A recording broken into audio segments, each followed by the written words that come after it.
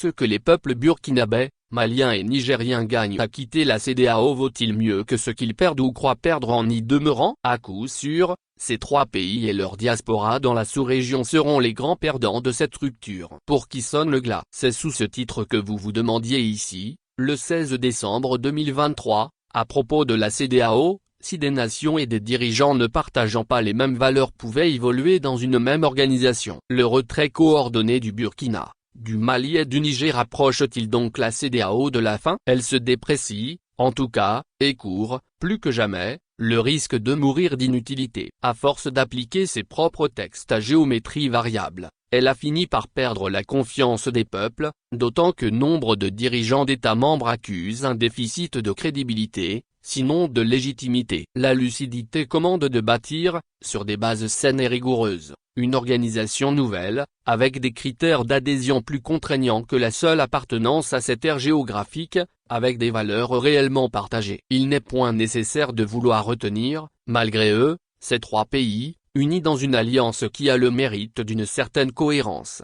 Chaque peuple choisit librement avec quel autre il veut cheminer. Aux citoyens de ces trois États d'apprécier si les dirigeants, qui font le choix de les couper de la CEDEAO, jouissent de la légitimité nécessaire pour engager de la sorte le destin de toute une nation. Opérateurs économiques et ressortissants de ces pays vivant dans l'espace CEDEAO seront explicités, assez vite, les implications, pour tous, d'une rupture aussi radicale.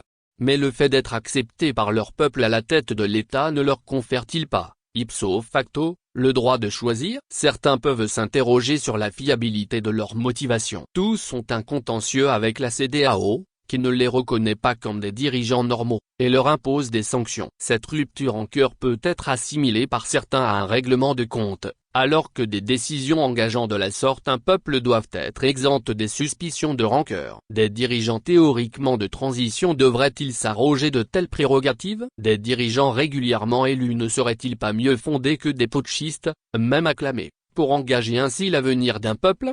À travers les sanctions de la CEDEAO, les populations payaient déjà pour un putsch qu'elles n'avaient pas commandité, même si certains l'ont applaudi. Avec ce qui apparaît comme les représailles des putschistes à l'encontre de la CEDEAO, ces populations vont encore payer, et très cher. L'appartenance à cet espace de libre circulation des personnes et des biens leur simplifiait la vie, et réparait en partie les désagréments de l'arbitraire des découpages frontaliers. À présent, les tracasseries qu'ils croyaient totalement disparues vont ressurgir. Pour, par exemple, ces près de 6 millions de Burkinabés, Maliens et Nigériens vivant en Côte d'Ivoire. Personne ne sait dire aux populations quel avantage présente pour elles une rupture aussi radicale. Les droits de douane et autres surcoûts pour leurs importations arrivant par les ports ivoiriens, ghanéens, béninois, nigérians, et même togolais auront, d'une manière ou d'une autre, une incidence sur chaque famille. Au-delà des discours sur la souveraineté nationale, la fierté de défier on ne sait trop qui.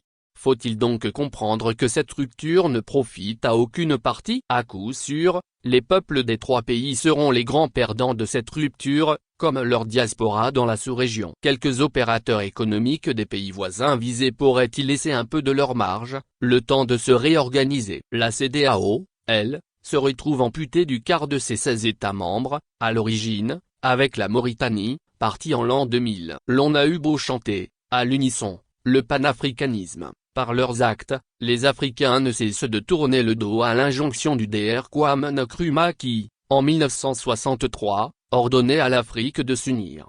C'est face à des choix d'une telle gravité que Cheikh Hamidou Kane, dans l'aventure ambiguë, suggérait à tout leader clairvoyant de se demander si ce que leur peuple gagne, ici, en l'occurrence, à quitter la CEDEAO, vaut mieux que ce qu'il perd ou croit perdre en y demeurant.